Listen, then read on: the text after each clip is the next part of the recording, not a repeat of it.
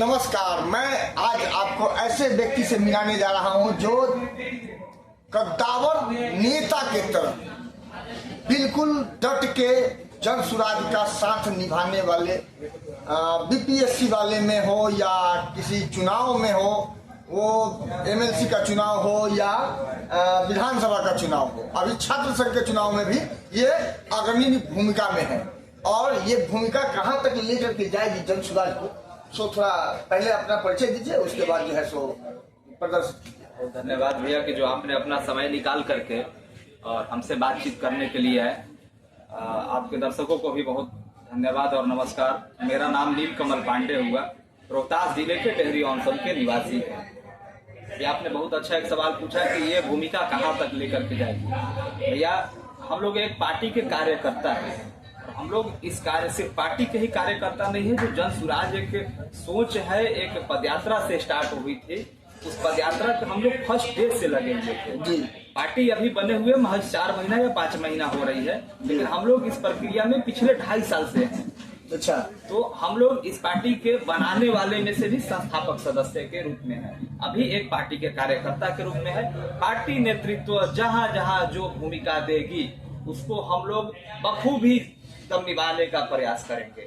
अब जो है सो पार्टी का स्टैंड अब ये सडनली अब रफ्तार पकड़ने वाली है। सारी पार्टियां अपने अपने भूमिका में आ रही है चुनाव के लिए, और चुनाव में अब बातों का बात नहीं है, अब वादों की बात है। तो कैसी वादों से आप जनता को अपने तरफ आकर्षित कर पाइएगा? यह स्पष्ट है कि बाकी दलों की तरह हमारी पार्टी चुनाव नहीं लड़ रही है। हमारी जो पार्टी है बिल्कुल स्वच्छ राजनीति कर रही है। हमारी पार्टी रोजगार की बात कर रही है, हमारी पार्टी कमाई की बात कर रही है, हमारी पार्टी शिक्षा की बात कर रही है, हमारी पार्टी किसानों के लिए बात कर रही है, हमारी पार्टी छात्रों के लिए बात कर रही है।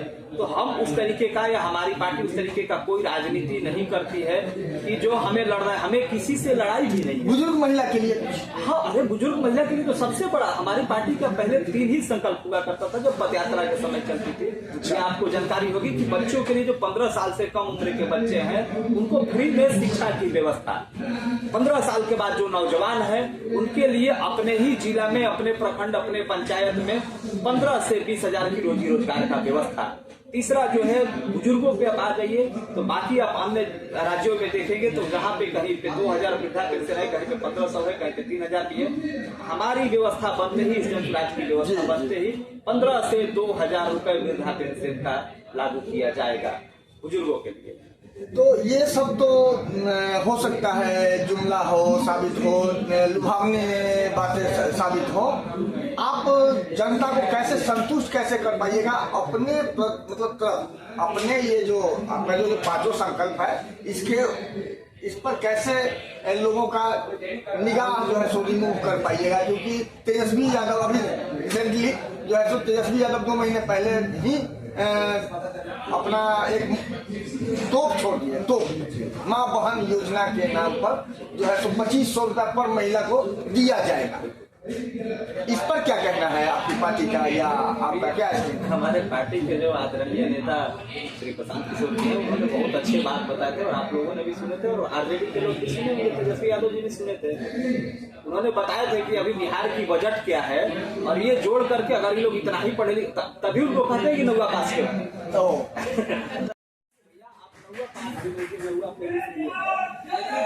बजट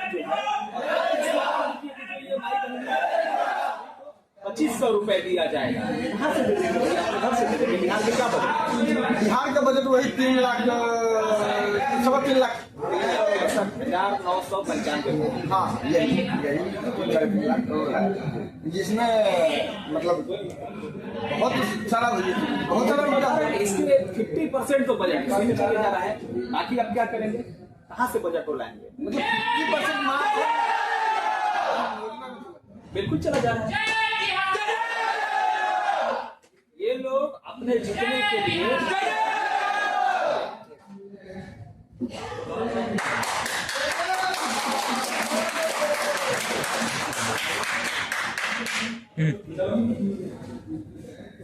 चलिए सर, हम होशियार धरती पर सबसे ज्यादा होशियार हम ही रहते। चलो। बात नहीं। हाँ, जान मुझे चलिए। हाँ, तो जैसे तेजस्वी यादव का जो ये माँ बहन योजना है, आप लोग के हिसाब से टोटल फेल्योर है या जुमला है? बिल्कुल जुमला है। जुमला। और ये जुमला जनता में साबित होगी कैसे? जनता अब समझ चुकी है, जनता इनकी वादे को समझ चुकी है कि इन्होंने इन्हीं लोगों ने आए थे कहते हैं हम 10 लाख दे देंगे रोजगार, 10 लाख सरकारी नौकरी दे देंगे, मुख्यमंत्री जी उसको बढ़ा के कहा 20 लाख दे देंगे। कहाँ से दे, काहे नहीं दे दिया? 17 महीना भी आपकी सरकार रही है। इन्होंने तो यही बात कहा था, अगर आपको याद होगा 2020 की चुनाव में यही तेजस्वी यादव जी ने कहे थे कि पहली कैबिनेट की बैठक में 10 लाख सरकारी नौकरी का हमारा पहला सिग्नेचर होगा। 17 महीना आप रह गए।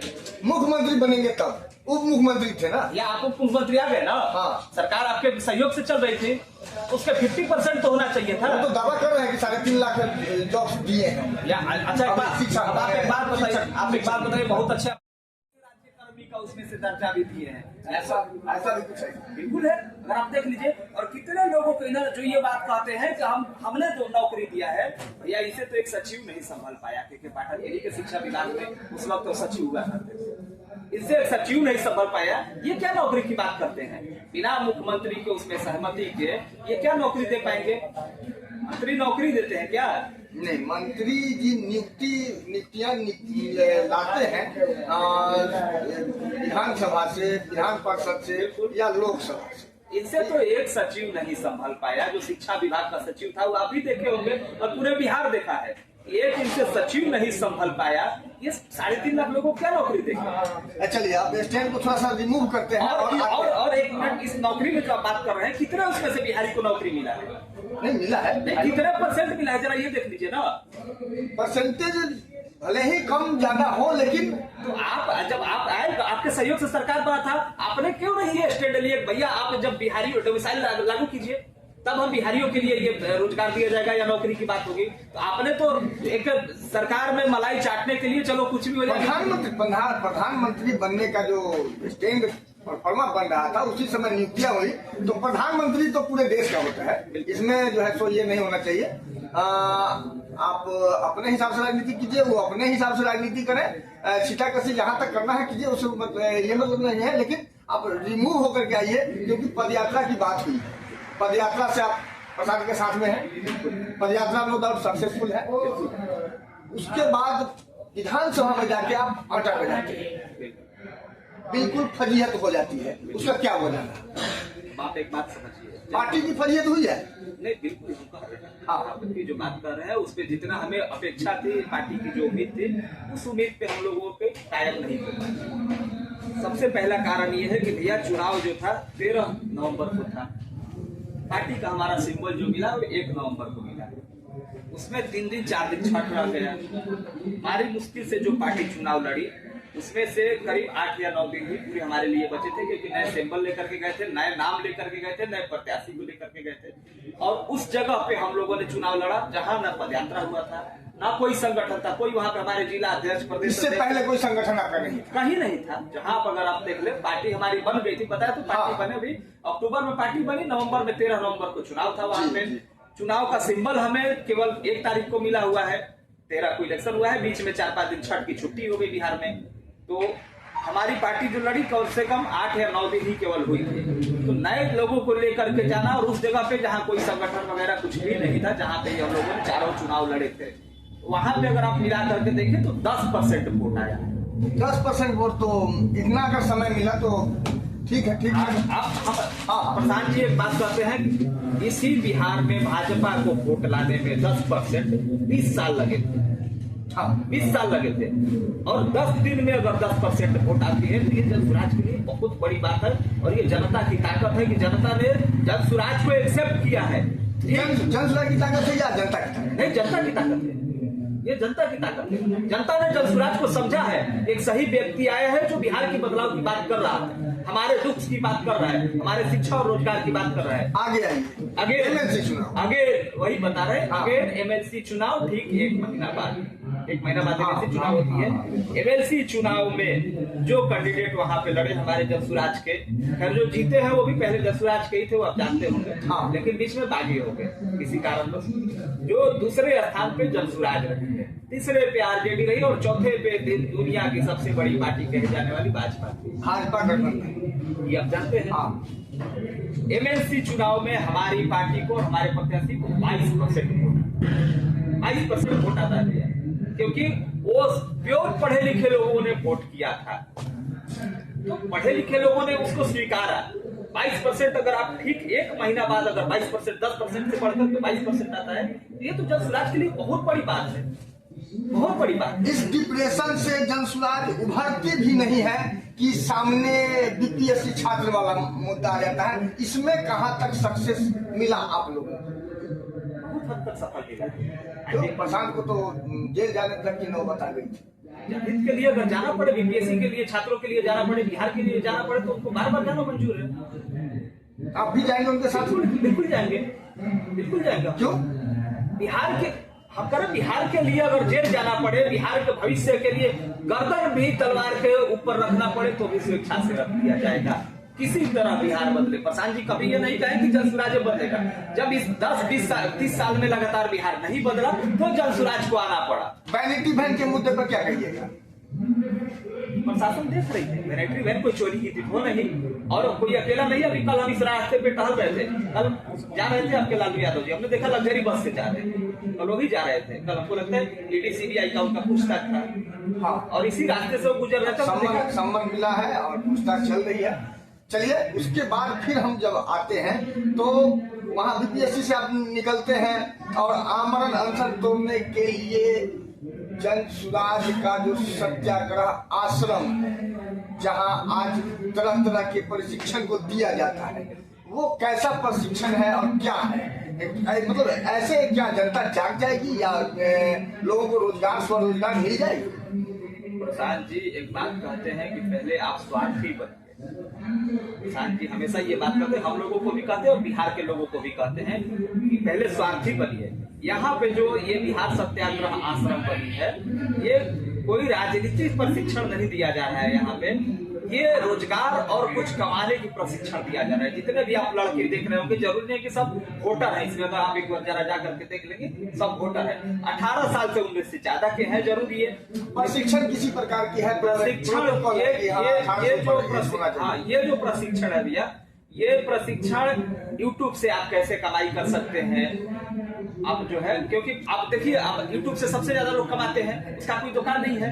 बच्चों के पास, सभी के पास स्मार्टफोन है, सभी ने रोज 299 रुपए का महीना में रिचार्ज भी करवा रहा है, लेकिन आप अपने मोबाइल से पैसा लगा करके अपना रिचार्ज करवा करके और दूसरे को वीडियो देख रहे हैं और पैसा वो कमा रहा है। प्रशांत किशोर जी कह रहे हैं अगर वही आपको एक सही रास्ता दे दिया जाए, एक सही मार्ग बता दिया जाए, तो हमें लगता है कि वही कमाई आप भी कर सकते हैं। और बहुत सारे बच्चों को आना भी स्टार्ट हो गया है। इवन हम आपको बता दें कि हमारा भी आता है, इसी जनसुराज से हमारा भी कुछ न कुछ आता है।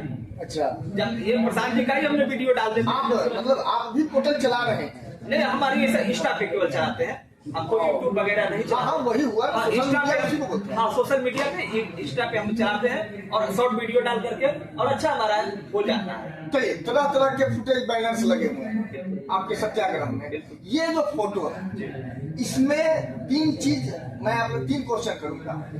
एटीट्यूड, प्रशांत का एटीट्यूड, कॉन्फिडेंस या एक पीस दर्द, क्या है इस तस्वीर को ढंग से देखिए।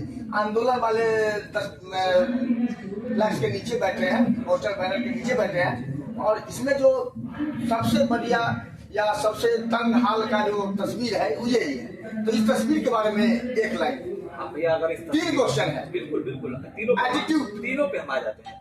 सबसे पहले हम कॉन्फिडेंस, एटीट्यूड, कॉन्फिडेंस और टीस दर्द, वही दर्द बता दीजिए आप पे।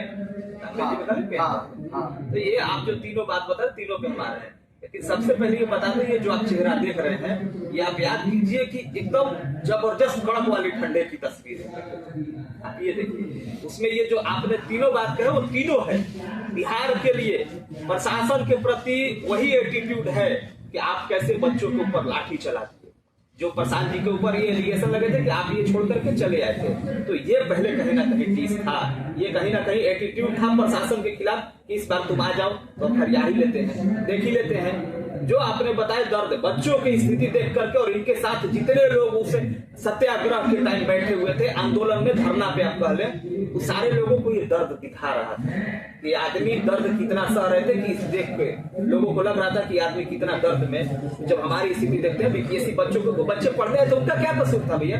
आज जो पढ़ने लिखने वाले बच्चे आकर के गांधी मैदान में आमरण अनशन कर रहे हैं, तो कहीं ना कहीं दर्द था, एटीट्यूड भी था प्रशासन के खिलाफ। और आप अगर टीस की बात कह लें तो टीस भी तो था भैया कि आपने इनके जाने के बाद बच्चों को लाठी चलाए थे। उसके बाद की तस्वीर है, हाँ, उसके बाद लाठी चार्ज होने के बाद की तस्वीर जी। जी धन्यवाद। पांडे जी ने क्या सही क्या गलत कहा, आपको क्या समझ में आया, हमारे कमेंट बॉक्स में जरूर लिखिए। धन्यवाद।